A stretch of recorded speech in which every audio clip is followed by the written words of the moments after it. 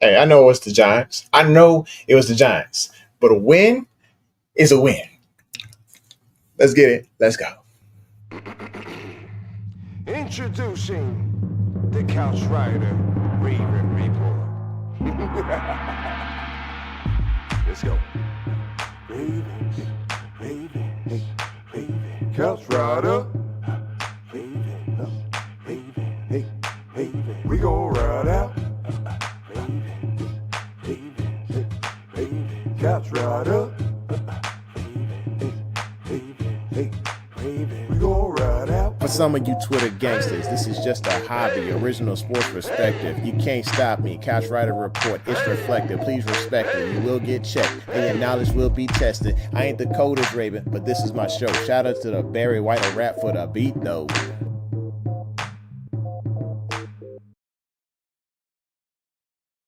Hey, welcome back. Welcome back to the home of original sports perspective from our couch to yours. This is your Couch Rider Raven saying, hey, appreciate you coming through. Hit the like button, hit subscribe, and smack that bell so you know when it's going down. And we're still sitting at about 1,200 subscribers. So, you know what? If you like the show, please share it with somebody. And we got goals tonight. Apparently, you got some goals that YouTube set up. And I was like, you know what? Let me partake. I'm building on this retirement. I got to figure out how to get there. What we going to do as far as when my salary gets chopped in half. Don't get wrong. I don't have to work after that. As far as part of my military, I'll be done with that, but I'll start to go get another job. But if we want to support that, y'all can help me by hitting these chat goals tonight. So we got 5. If y'all hit 5 super chats, I will tell you how I became a Ravens fan. And I'll go through pretty good detail. I'll go in detail about how it happened, and hope you enjoy it. Anyway, hit the like button, hit subscribe, and smack that bell so you know when it's going down. Cam Brew is not going to be here tonight. He's got a Christmas party. It's that time of the year. It's a wonderful time of the year for us to recognize the birth of the Savior of the world. And I am grateful to be a advocate and disciple of Christ and try to do all I can to try and strive to be like him. And I know we struggle, but as far as motivational moments, that's where I kind of want to stick around is, look, you ain't got to be religious to be helpful to somebody else in their lives and be an example and be a hand of Christ. We had the opportunity yesterday to go out with our young men and to deliver gifts to those who need it. And what was so awesome was there were so many people with big hearts that showed up that wanted to give. And they wanted to give up their time. They wanted to give of their gasoline to go deliver these gifts. Their hearts are so big, and they're teaching their young men the right way, just like our young women in our church. They're being groomed the right way. I say, like, you ain't got to do the biggest gesture, but just do something to make somebody's day. And that way you can show that Christmas spirit of giving, of love, as much as the Savior wanted us to. I share those things with you, knowing that I love each and every one of you, and I'm thankful for you. And I wish you each a happy holiday. That is your motivational moment today. All right, let's see who we got in the room. Okay, Delicious says, so he says, how Couch Rider Raven and crew, what's up, Couch Rider Cam and crew? It's still this week, and it's time to get our lick back. Yes. All right, bro. Sorry, I got to do it. I got to put them on. I cannot see today. It is like I tried to hit the plus sign on the screen, and it actually went smaller. So I don't know what's going on there. Lisa is here. She says, "Hey Jermaine, Merry Christmas and Happy New Year." I'm like, okay, Happy New Year, Merry Christmas and Happy New Year to you as well. We'll be here next. Oh, no, we won't, because that's the game day, and 2, well, actually flip those. 1 is Christmas, and 2. It's a game day, so I will definitely not be having a show next week. So I'm glad we came on this week. Glad we're here together. All right. So let's see here. As a reminder, let me put this up there first. But as a reminder, I don't care what his week looked like with Ron or whatever. We don't need Devontae. We don't. And why did I say we don't need Devontae? Because we got big play bait, y'all. Am I saying he's better? I don't know. I'm saying he's what the Ravens need. Y'all saw what happened when we did the experiment and we brought in a diva. We had to figure out how he was going to fit in, and he didn't know how to adjust. And then all of a sudden, he had a little tip tantrum. And right now, he's on an unofficial suspension, agreed upon suspension by the team. And the thought about that is this. This is a guy who is a detriment to the team now. With this suspension, and he's probably done some self-reflection, even if the Ravens allow him to come back to practice, do we as the flock trust in Diontae Johnson? That's a question that I'd like to know how you feel about. And you know what? As a matter of fact, if you want to speak on it in the room, I feel like this is the season for giving. I'm going to put the chat link right here.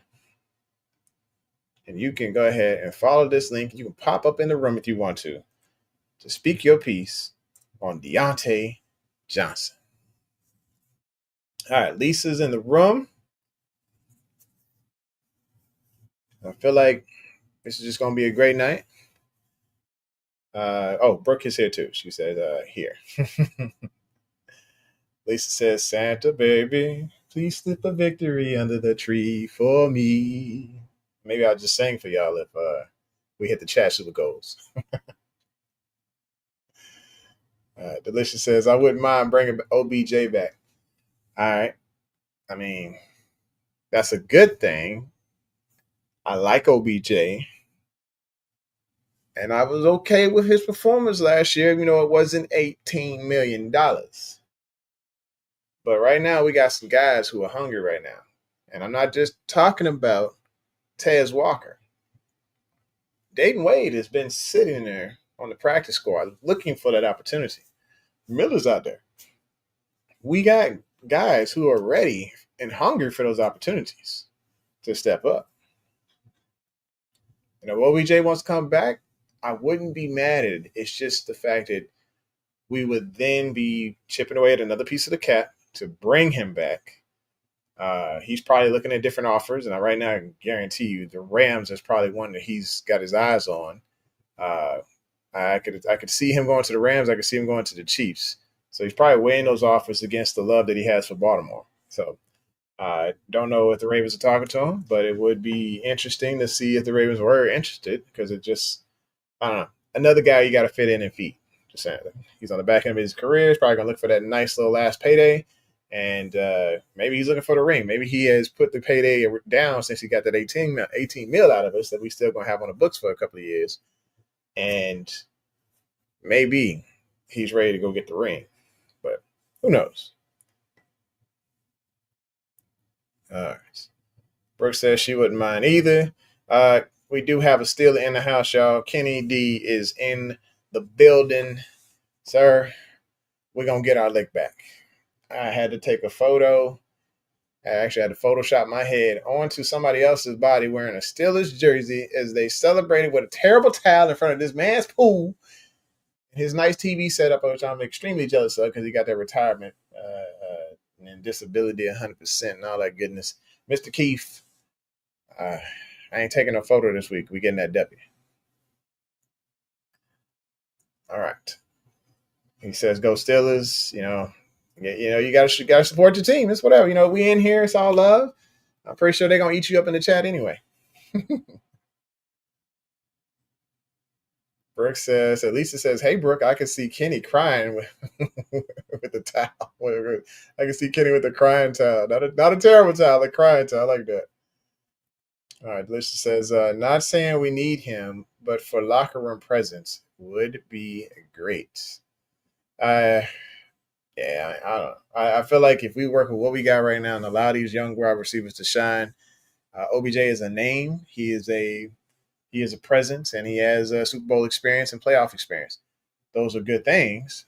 However, they didn't work out as well last year. I would kind of like to stick to what we got this year because you can see how much Bateman is starting to excel without that third celebrity or third prestige type wide receiver in the locker room.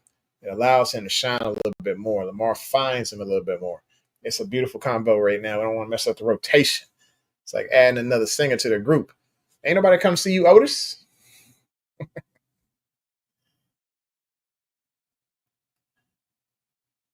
All right, Lisa says, start crying, Kenny. Oh, talk here. Lisa says, my tears be tears of joy. Oh, it's going down. Yo, what's up, Gerald? People saying, what's up? Brooks says, if we lose, it's because of Harbs. I'm done. You ain't gone. You ain't going nowhere. You're going to be right here on the chat. Probably not next week. We hopefully going to be celebrating Christmas and, having a joyous game there against the Texans, excuse me. All right. Kennedy says, Brookie, why blame the coach? He's not the one who is on the field. LOL. Yeah, but it's always a blame game when it comes to who lost. Is it on the quarterback? Is it on the defense? Is it on the head coach? And then Ravens flock just completely falls apart and has a full-on divorce like it's at Thanksgiving and everybody's fed up. But we gotta stick with it. This is what we signed up for, right? But we also are looking for that redemption. And why it was as redemption is coming, and thy team are the Ravens. I love it. I love this energy right now. Some of these decisions are questionable. Okay. Not done with the team. Not done with him. Okay. With you. Say, honestly, Wade isn't likely touching the field this season, and Miller is just a camp body, but I definitely rather play Bateman over OBJ. I want to see his production diminish.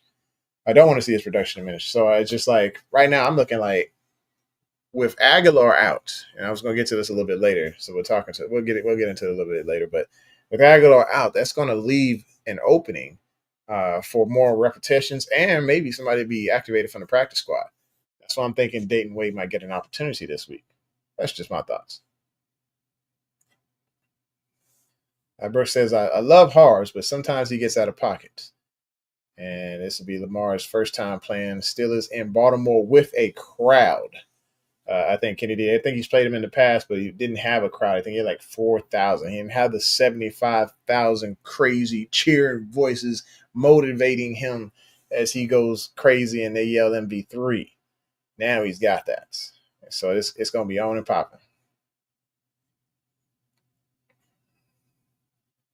You're right, bro, with Big Ben. All right. Anyway, so let me keep going. You saying 2020 don't count. Okay, I get you. I'm going to take this off screen. It's probably a little distraction there. Just a reminder, super chat. If we hit the 5, I'll tell you how I became a Ravens fan, or I'll sing one or the other. Or I'll invite you into the room. Let's go. All right. So we talked about a motivational moment. We talked about we don't need Devontae. And we just talked about the Giants' final game thoughts. I do recognize that it is the Giants, but this is the thing. When you are an NFL team, you strap up and you go into the game trying to win a ball game. I don't care if people are talking about tanking and all this here, and they got rid of Daniel Jones. Was Daniel Jones really a benefit? No, because of the fact that they dropped him and he went elsewhere. So they didn't really have a starter quarterback, but this defense was ranked 7th in the league. So because it was ranked 7th in the league, Lamar ended up torching them anyway. So this is a win against a professional football team that everybody's going to dog out a little bit, and even the NFL, because the AFC Player of the Week is Josh Allen, even though Lamar had a Jackson 5 against a tough defense, who actually went on podcasts earlier in the week and said, we're going to get Lamar. So he gave them the business just like he was supposed to. Now, if we had been on the other side and we had lost to the Giants, we would never hit the end of it. I'm pretty sure Harbaugh would be on thin ice then. But it was a good showing after the bye week of strength of the defense. And I know y'all got some thoughts or whatever as far as the defense and penalties and stuff like that. And of course, Brandon Stevens. So the flock spectrum of hate, of course, it still exists. We are sitting in the area on the flock spectrum of hate. Let me just remove a couple things here. I got to clean some of this mess up. The flock spectrum of hate. We can see where Stevens is in the dumpster. That's kind of where we're at right now. Things aren't terrible. They are not terrible. Y'all still after Bencher Fairley. You still want to throw Stevens in the garbage can, but we not hot about the Johnson situation anymore. We don't care about the Johnson situation anymore. Just like Harbaugh said, we can only deal with the guys and coach up the guys that are here in the locker room ready to play for the next week. And Johnson is one of those, so we ain't worried about that. At least we are not leaning towards his backside to where we're dropping interceptions, to where we're dropping passes, to where we are talking about fire somebody or fire Harbs or throwing this team in the trash. It is not that bad. We got a W. Let's celebrate it. All right. So let's see. Start down here with Gerald. He says, glad we got to beat the little Giants. Get some of this junk off the screen. Yeah, it was a fun watch. It was a good, feel-good game, a kumbaya moment for everybody to come back and say, you know what, we are still a solid team that deserves to be in the playoffs, and we are right there. If you look at the race, we're one game behind Pittsburgh. If we tie them, if they end up tied or outright throughout the end, Pittsburgh wins and ends up getting into I guess the division crown, I guess the first round, I guess the home field advantage, I guess, for one game. But if we win and then Pittsburgh then goes into, let's say, Kansas City, and Kansas City is able to somehow shoot enough drugs into Pat Mahomes, and he comes out and does his thing, they pull out a W, which, I mean, honestly, I have no faith in that team. I just really think this is the worst one-loss team in football history. And I think the Steelers are going to give them a second loss, but that's just my thinking. All right, so let's see here.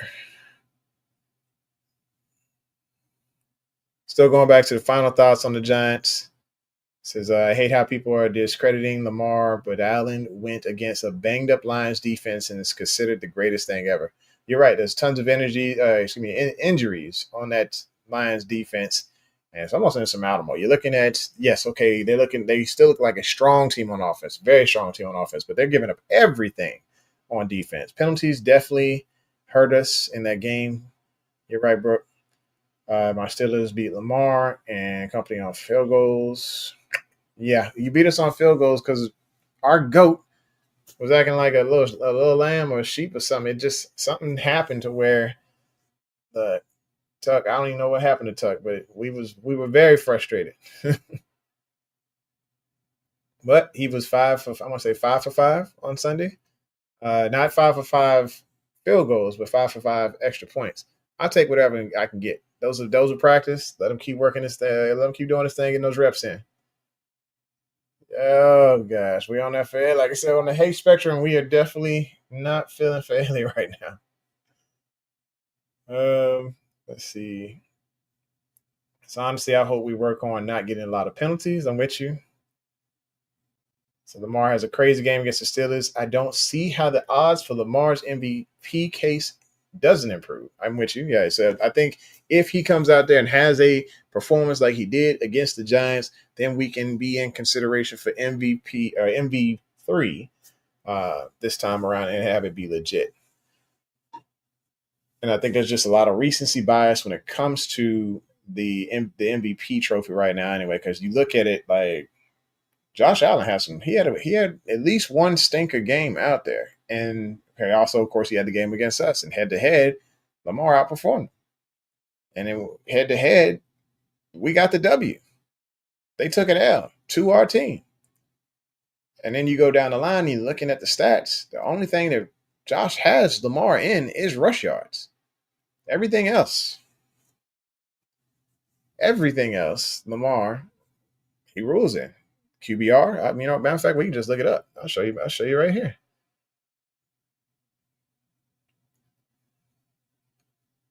There was a couple of things. I think Brooke had it up for us. This is one of the stats I just stole from CBS. So it's like, who's your MVP? When you're looking at these stats, here, Lamar's got him in total yards. He's got him in, they're tied for touchdowns, but Lamar's got him in passing touchdowns. Interceptions, Lamar's winning as far as that. Completion percentage, QBR. One thing is record. But on the flip side, to play devil's advocate, when Lamar won last year, Josh had better stats. Lamar just made it look that good, but we had the better record. And that's kind of what's going on right now. People are watching Josh Allen and saying this is a talent show. He's special. It's just right now Lamar is looking better than his MVP year. And that's what they're trying to make as a comparison. So it's tough. Anyway, so I just wanted to bring that up for y'all.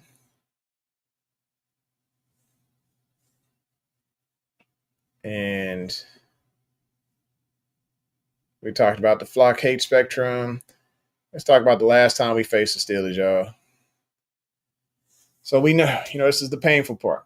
Last time we faced the Steelers, we got beat by a team that didn't even put up a touchdown. That did not even put up a touchdown. We had a kicker that missed 2 field goals and 1 extra point. The game, we lost. I mean, we lost the game by 7. That's basically what it is. It just, but we lost it because of those 7 points that we should have had. And it was just a tough loss for the Ravens. And we want we want our lick back. We want those opportunities back. And if we go back and look at those, final score was 16 to 18. But ultimately, there was an interception that was just out of this world, and honestly, it shouldn't have been called an interception because tie goes to the runner when you hit the ground, and I think they were tied when they hit that ground, but the refs called it in the favor of the Steelers. Crazy play, kudos to that guy.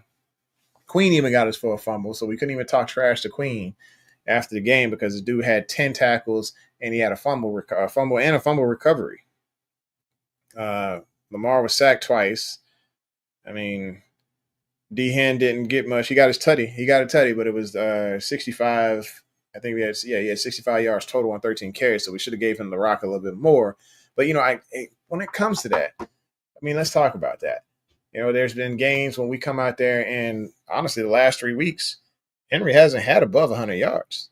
Or, excuse me, no, 2 out of the 3 last weeks. So he had 67 against the Giants. He had 82 against the Eagles, and he went off for 140 against the Chargers, which is great. But none of those, he hasn't scored a touchdown in any of those games. Does it really matter with his workload? As long as we're giving him above 15 carries, is that the special spot? Is that the sweet spot? I want to know your thoughts. All right, so let's go back. Actually, Brooke has a question. Lisa has a question for me. So, what do I think about Bill Belichick going to North Carolina? He's going to build a kingdom there just like Saban did, and it's going to be the weirdest thing we're ever going to see. All right. Gerald says, bring on the Steelers. We're going to give them the B More style butt kicking. I'm with you. Facts G Money. It's delicious. All right. I like it. Like this energy here. We got a lot. You said we're going to put Russell Wilson on his tail. Thanks for keeping it clean. QQ is going bonkers. Bring Kenny bring on the King of Queens. Okay. All right. They talking everything. Okay, cool. I see it. I see you. So yeah, the game was 2009 against the Bengals. I can see how there could be some frustration, and yeah, I think that game we were really frustrated. But I don't think we've given up that many yards to any other team except for the Bengals with Jamar Chase. So I don't know if I can make that comparison. He says, I have a feeling Derrick Henry has a big game this week. It's time. So Henry gets 20 touches or more, will win just about every time. I'm with you. And you with me, go ahead and hit that like button because I know you're in here. You've been in here for a minute now. Go on, hit it for me, please. All right. Wait, what can he say? He said, after the Ravens get beat Saturday, the fans will be on suicide watch. No. We don't need that. I know Lamar said something.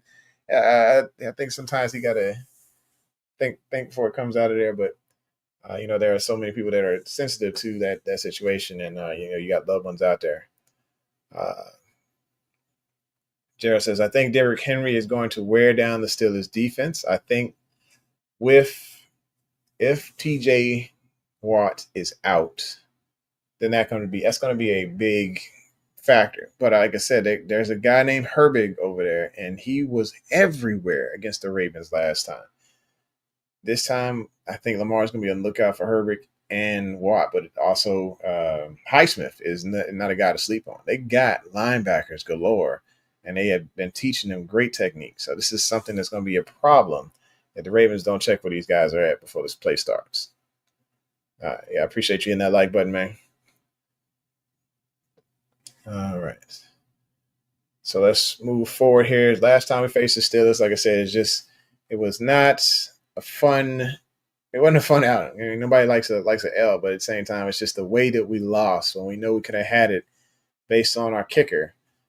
That was a little frustrating. And I know we're like, hey, in the end, there were multiple things that could have went our way to where we could have won that game. But ultimately, 3 points is what we needed, and we couldn't trust our guy.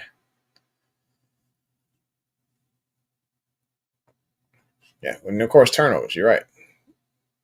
We don't turn the ball over, we win. But we also got to get every opportunity to get points. We need to take advantage. All right.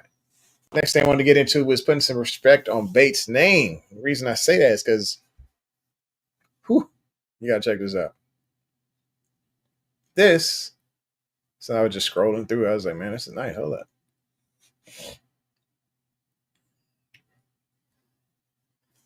Highest separation for receivers this season. There it is. Read it and weep. 2 Ravens, not 1, but 2 Ravens have the highest separation percentage. When have we ever talked about wide receivers from the Baltimore Ravens in this capacity? We have not. We haven't. Yes, there's Bolden. There was Torrey Smith. There's Steve Smith. But we have never talked about guys that we have drafted in this capacity, saying that they could be this great. I'm talking first round draft picks. So it's like every time somebody says we need a receiver, we need to bring a receiver in. This is where I have to say, nah, we good, man. Because I got the same thing, same excuse I've been always saying when it comes to the Baltimore Ravens. We got guys. And Zay said it. We got real burners. Please recognize that we got some guys who can take care of business. If we're using the 2 guys we got and we get Isaiah Likely going, we know Andrew's going to do his thing. And congratulations to him for beating out Jamal for the most touchdowns in Ravens history as far as non-quarterback. 48, I believe. Beast. So, yes, show Rashad Bateman some love. When it comes to wide receivers, you're going to see all different types across the league. They're going to do things differently, and they're going to drop some passes. We saw that on Monday Night Football. Justin Jefferson, one of the best in the league, saw the touchdown and started walking towards it before he secured the catch. You're going to see some of the best in the league make drops, but you're going to see us make drops, and we're going to lose our stuff. It's going to happen. But with these guys creating this much separation, it makes it a lot easier for Lamar to make those big-time plays, which we saw on Sunday. And it looks like from the way I'm looking at the game from the past 3 weeks, the Steelers, they kind of gave it up on the pass defense. So last week, they got hit over top of the head for at least A.J. Brown. He hit him over top of the head for 8 receptions, 110 yards, and 1 touchdown. Then Devontae Smith said, you know what? Whatever you can do, he's like, I can do it too.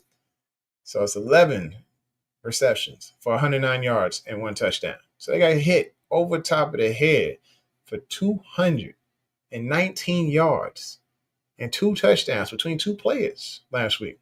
Then the week prior to that, it wasn't magnificent, but they did give up 2 touchdowns to the receivers, because I'm saying tight ends involved as well. Jared Jeudy had 5 receptions for 64 yards and a touchdown. And then Njoku, he had 7 receptions for 42 yards and a touchdown. I know it's not glorious numbers, but that's 2 touchdowns given up. This is something to take a look at, because maybe the Baltimore Ravens, I know the formula is supposed to be like 15 carries for a Derek, but we should be going and airing this ball out against the Steelers defense. If we can stay upright, if this line will do their thing, then this might be an opportunity for Lamar to really air it out against these corners. And of course, Jamar Chase, he did his thing. He had 6 receptions for 86 yards and 1 touchdown. And then Higgins said, you know what, I can do it too. 5 receptions, 69 yards, and 1 touchdown. And actually, all 3 wide receivers for the Bengals, so AOC Vice or whatever his name is, he had a touchdown that day as well. This is a defense that can give up the receiving yards. We need to take advantage. And then, of course, on the ground, this is a team that is, they're pretty solid on the ground as far as the rush defense. But so they've only given up 1 touchdown in the last 3 weeks, and that was to the Bengals. But they let him go for 12 carries for 70 yards and a touchdown. But everybody else was held in check and underneath 70, and no higher than 65 yards. So that's just something to think about when it comes to this team. We can throw the ball. And the thing about Lamar's accuracy versus the Steelers is the balls were being batted down. If you remember last game, there were multiple passes that were batted down. That's why I say Herbig was just about everywhere. He was pushing the pocket. He was making Lamar uncomfortable, and he was putting those hands up to bat him down. I don't know if they're training on that in practice when it comes specifically to Lamar, but I don't see too many other teams doing that, and that was a reason for a few of the incompletions. And then, of course, there was an off-target one to Johnson, but I feel like we were trying to force something there because he was against his prior team. I think as long as we stop bringing in former Steelers or other divas that they lick back against their prior team, we're going to be fine. We are going to be just fine. Kenny says stats don't win the game. Accumulation of stats does win the game. Just so you know. Says likely is due for a big game too. Yes, I think this is where one of the keys to victory is getting Andrews and Likely the ball, because right now we are missing a key element in that Nelson Agholor. Y'all may not think he's a key element, but this guy is key as far as being able to stretch the field and in running those flag routes or running those corner routes, because he's the one that's going to be running those and stretching things so that things get open underneath, depending on the concept that we're running that particular time. And I'll get into who's going to cover for that in his absence in just a second. So Jared Longmire says it's time for Lamar to get his redemption and beat the Steelers. I'm with you. Okay. So talked about Bate. We talked about Tucker for the most part. Hopefully he got his life together. I don't think that he looked that bad. No, we talked about that last Monday. But I think it was just like, hey, he was outside in the rain working out. So, I mean, you go outside in the rain and kick a couple kicks when the temperature is a little bit lower, you're going to look a little pale. You're going to look a little sick. So I think he's just fine. Let's look at this injury report today.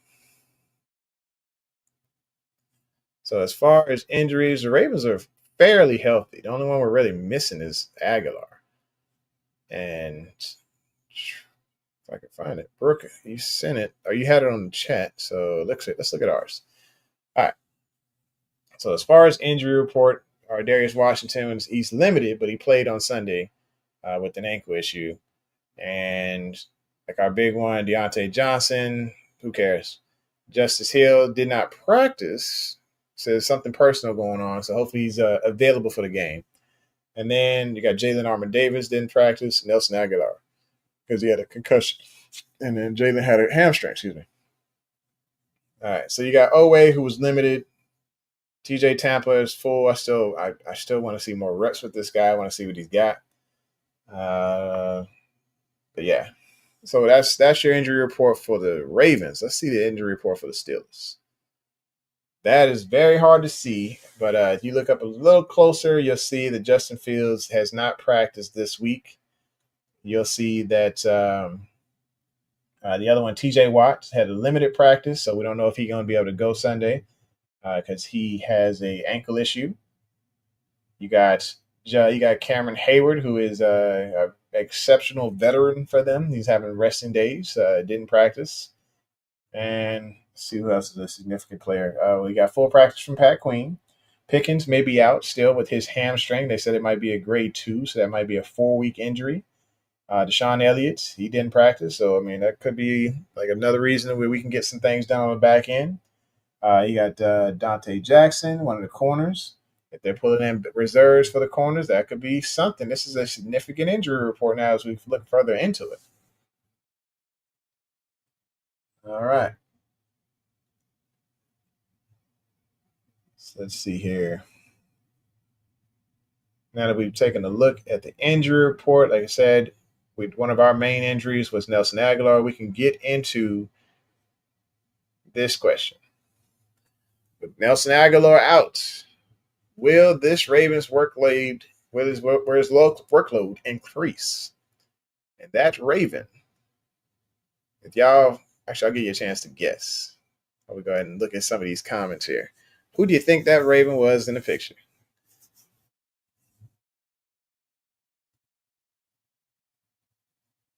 I'll wait on it and go into Kenny's commentaries. He's talking trash. Says Lamar's accuracy versus Steelers is horrifying. We've been through that. Stats to win a game, blah, blah. Do for a big game. It's time for redemption. Okay, so we are going down a little further. Brooke says she likes Nelly.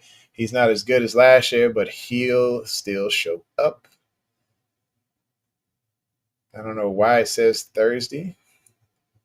I hope Justice can play a big part of the passing game. And Elliott played decently against us last game. Says Delicious says more Tez and Wallace is needed. Brooke thinks that's Tez in the photo. Daryl thinks that's Tez in the photo. I got news for you. It ain't Tez. And I didn't say receiver. So I'll show you the photo one more again, and then I'll show you where it came from. It's Justice Hill, y'all. It is Justice Hill. And the reason I say it's Justice Hill is because this guy here is balling, man. He ranks third on the team in receptions for the Ravens. He's got 42 receptions, 50 targets for 383 receiving yards and 3 tutties. 3 tutties. This dude is balling, man.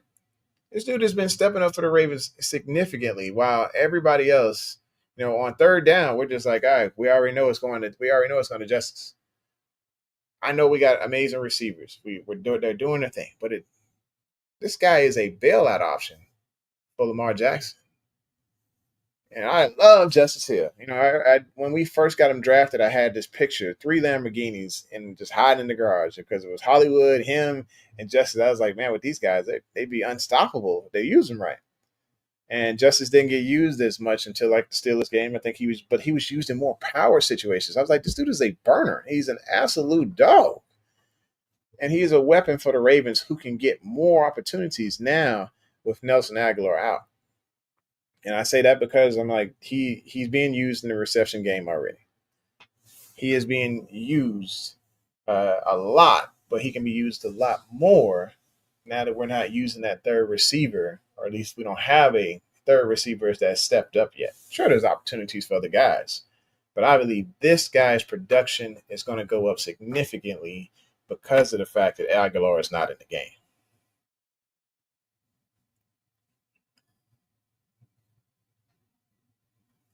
All right. So while I'm waiting on you guys to reply, I'm going to go ahead and throw this up here real quick after I say hi to Paul Burns. Paul says, makes sense. Steelers have been stopping the run, and they'll struggle to cover Hill versus Henry. Hill is good in pass protection, too. I appreciate you coming through, Paul. Much love to you. Please hit the like button, hit subscribe, and smack that bell so you know when it's going down. And please come back because we are here. We won't be here on Christmas, but we are here every single week at 8:45, unless I call the show off. I don't do that much, but 8:45 Central. So it'd be 9:45 Eastern, because we want you to be here live with us having a good time, man. So welcome to the show. And yes, you're right. Hill is really good in pass protection. Just go back and look at week 1. He was holding Jones, not holding him, but he was great in pass protection against Jones to give Lamar the time to be able to throw those darts. Kenny D says, Paul, you saw what Wilson did to Hill on that pick. Man, that was the most fluky, weird play I don't ever seen. And so it was a great. I'll give the guy credit. It was a great play, but it felt like one of those plays where it should have been tie goes to the run. Any other ref would have been like, yeah, this is a did Justin come down with it, and did he hit the ground? And during the rollover, that's when you see the ball getting snatched away. Tie usually goes to the runner, but they called it a pick. So, but it's all about the perspective. I have a Ravens perspective, you have a Steelers perspective. So it was just it was a crazy play. If you look at all three of Lamar's interceptions, it's on tip passes and stuff like that. So, so Peyton Wilson, okay, yeah. So that's just another guy. I mean, apparently he can cover. He has good trailing technique, but I think when it comes to justice, if he gets loose on that sideline again, Lamar's going to lead him on that pass a little more, and you're going to see some magic happen. Let's keep it going. So we talked about the injury report, and we've talked about this already. Can we still win the North? And when it comes down to it, like I said, we can. If we tie, they got the advantage. And that's if we win this weekend. So right now, Pittsburgh's at 10-4. Baltimore is at 9-5. We got Dolly Parton numbers right now. But as far as the division goes, they have one more win in the division than us, and they are very well ahead in the conference. They are 7-2, and we have 5-4. So if we take this W, that puts them at 7-3, and then puts us at 6-4. So they would need to drop another game, or 2 games, in order for us to be able to take them as far as in the conference. But we only need to take them for one more game after we win. So Kansas City needs to do their thing for us to take the lead. But if we, for some reason, drop a game and we all end up tying, then, of course, Pittsburgh, they get the tie. They'll get the division crown. Okay. All right. I mean, the belief is there. Yes, I think this is a doable schedule that we got coming up, and we can take a look at the schedule here because I left it up here from a couple of weeks ago of games left on the schedule. You'll see that some have already been played. I just had this old graphic sitting up here. So if you look up the scheduled games that we got left, of course, we got the Steelers, the Texans, and the Browns. These are games that like the Texans could show up and show out, but they have an offensive line that's a little shaky right now. I think we can take advantage of that. When it comes to the Browns, we don't know if Jameis will actually be starting that game.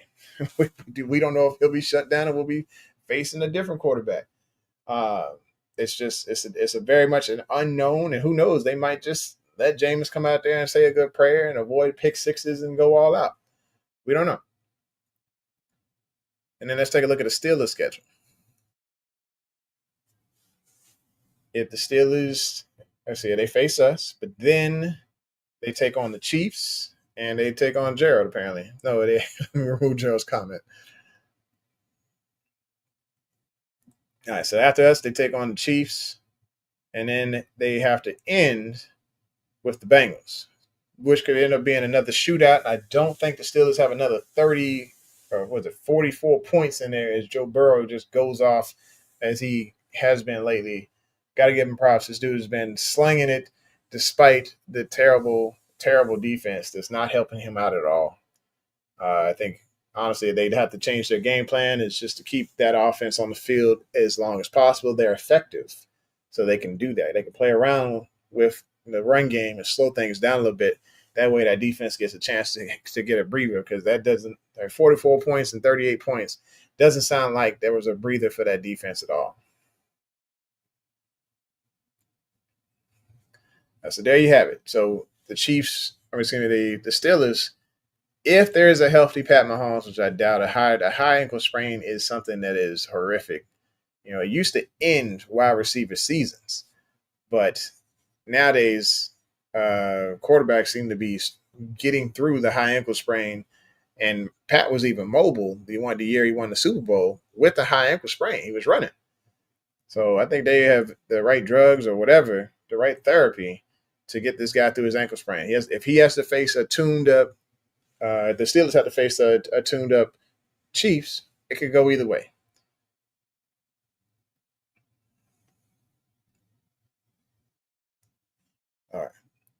Read a couple comments here, pay some bills. Gerald says, I think Kansas City beats the Steelers. It just all depends on what defense shows up for the Chiefs, and if Pat Mahomes can be protected on that line. Because if these linebackers for the Steelers tee off on Pat and break him before the playoffs, or break him in that game, of course they're gonna win that game. But they break him before the playoffs start, it could be some smoke in the city. It's probably gonna be anybody's playoffs after that. He said, Gerald says, I would love for Mahomes to be limping around trying to beat my Steelers. He'll be in much pain. I think they have to make a business decision on this one and say, look, for the betterment of the playoffs, they might have to play wild card weekend, but if he gets a rest now versus a rest during the bye week, I think it's going to benefit them a little bit more. Even if you have to go through the Buffalo Invitational, it's still worth it for Kansas City to sit this guy, but who knows what they're gonna do, man? It's madness when it comes to that team. Everything seems to be against them, not the refs, but everything else seems to be against the Chiefs, but they still keep pulling crap out. It's insane. Gerald says, I still say the Bengals beat the Steelers. Like I said, it's gonna be a shootout. Kenny disagrees wholeheartedly. Kenny says, Mahomes' ankle is not the only body part hurting him. He is hurting everywhere, as it shows. I mean, you a Steelers fan, so you already know. There was a quarterback that had probably 11 different injuries on one slide during a game and was still out there balling. And that quarterback was Ben Roethlisberger. I don't know if they shot him up with all types of morphine or whatever, but you could see him getting rocked and going off the field and getting the nose broke and getting ankles and ribs and every injury you could possibly come up with. And he was just so tough, full of grit, coming out there balling. I'm not a Steelers fan, but you can appreciate a guy who's getting just completely beat all the way up in the pocket and still come out and launch and win games and have extremely successful seasons, passing yard wise. D says, are we sure the NFL is saving super soldier serum from Mahomes for his yearly injury? I know everybody keeps saying this is his yearly fluke injury, but remember Brady? They used to talk about Brady on that shoulder. Every time Brady was on the shoulder or on the injury report for a shoulder. And whenever they put him on the injury report for that shoulder, he would come out and ball the next weekend. So this ain't nothing new under the sun. Also, if you're on the Ravens flock or We Are the Ravens flock page and you see Jose Diaz, just ignore him because he's got all of these scripts like theories, and he swears up and down that the NFL is the WWE, and it's just kind of annoying. I'll be honest. All right, Gerald says, I noticed that the Ravens players are getting really fired up. Lamar is going to go off on Saturday. So when it comes to the MVP race, that's probably what they're getting fired up about. It don't matter. It don't matter. Josh can have that thing. You knew that wasn't the goal. That wasn't the goal in the whole season. We knew that wasn't the goal. MV3 was never a thing. Never a thing for the Ravens. They want this guy to take them to a Super Bowl. All right, Gerald says, for your sake, you better hope not Kenny as far as the ankle. And it's just one of those things about these tough guys on the field. They don't know how to quit, and they still go out there and they're resilient as all get out. I can appreciate that. That is the beauty of the sport. That lets me know, like, all right, like we're RG3, for instance. RG had a full-on torn ACL thanks to Haley Nada, and he still was trying to get out into the game. It was a big mistake, but he still had that heart and wanted to get out there. These guys who are have one injury and then they're done for the whole season or whatever. They just shut down because their team's not winning. We've seen Jay Cutler just get on a bike and just quit on a team in the middle of the playoffs. We've seen multiple players who just don't have the heart. That's one thing I appreciate is you go out there and you give everything you got on the field, leave nothing left because you're like, hey, I'm here for my team. I'm here for these other 10 guys on the field rocking with me. Yes, Jared.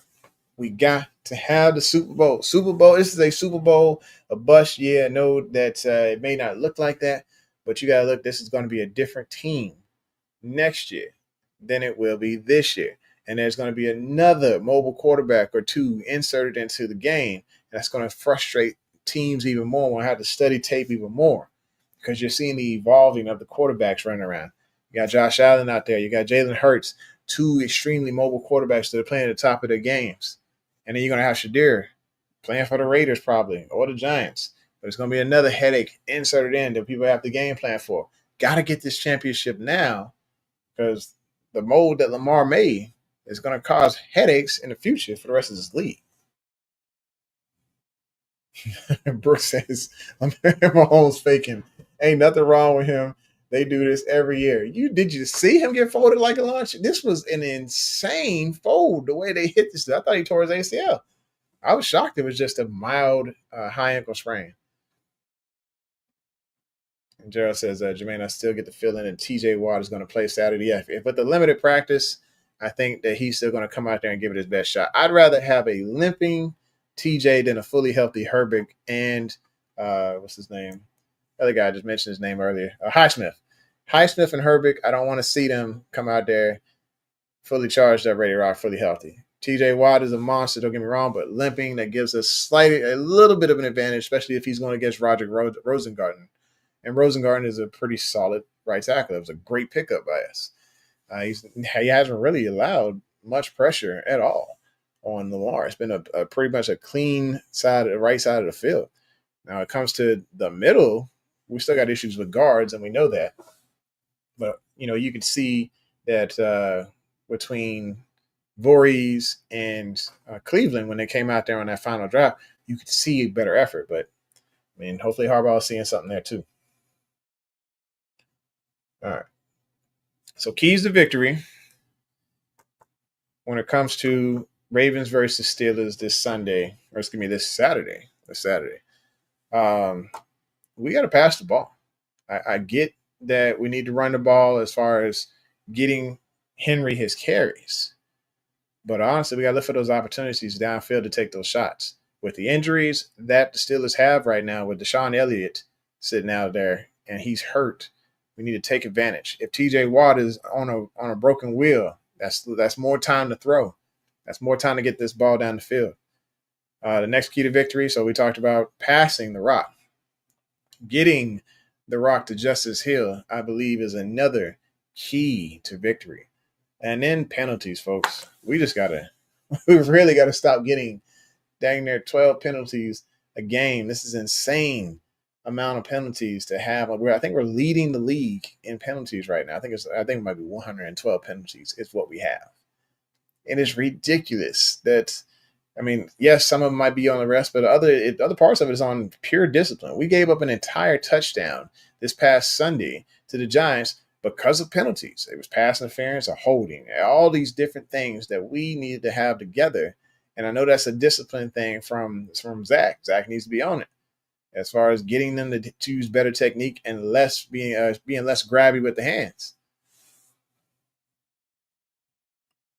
Gerald says penalties to kill us. Yes, it is true. Penalties are definitely killing this team. And one day we're going to get it together. And hopefully that day is Saturday. Love to see that. We're going to do about 4 more comments.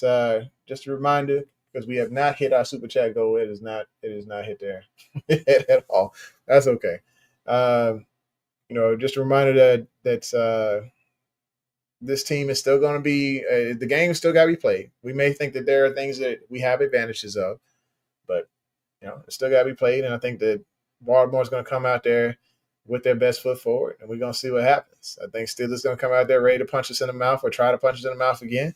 But we got to remember they still got some dogs over there too. I know that they may not have their top star wide receiver who really gets big plays down the field from Russell Wilson and Pickens. Pickens is an exceptional wide receiver. We wanted him in Baltimore. We wanted him here in Baltimore, but he's not here.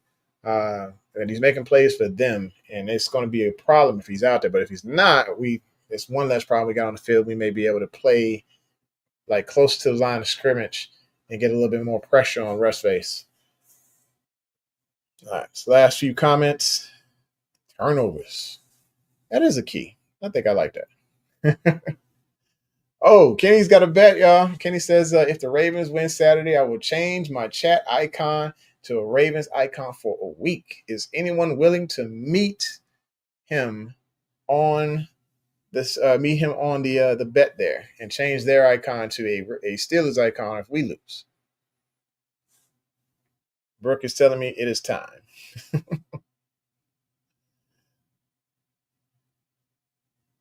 If somebody's willing to meet, I'll wait for a second. If somebody's willing to meet him on that, that'd be cool. Okay, Brooke says she will meet him with the bet that she will change her face icon on the channel to a Steelers fan for the week.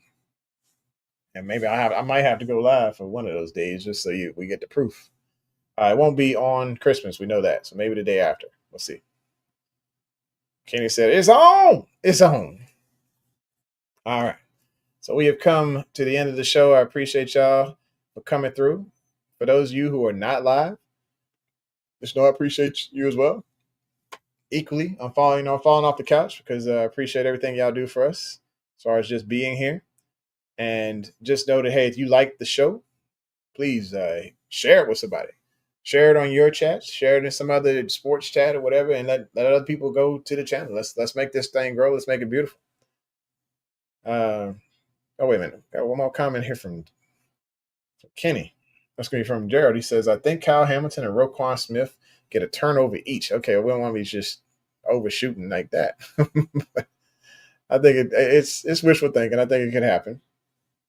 But just know that you are here, and you could be anywhere else in the world, but you're here with me. I appreciate it. Thanks for tuning in to the home original sports perspective from our couch to yours. This is your couch rider Raven saying, hey, look, it's going to be a brawl, y'all. 2 claps, fade to black. Introducing the Couch Rider Raven Report. Let's go. Ravens, Ravens, Ravens. Couch Rider. Ravens, Ravens, hey, Ravens. We gon' ride out. Ravens, Ravens, Ravens. Couch Rider.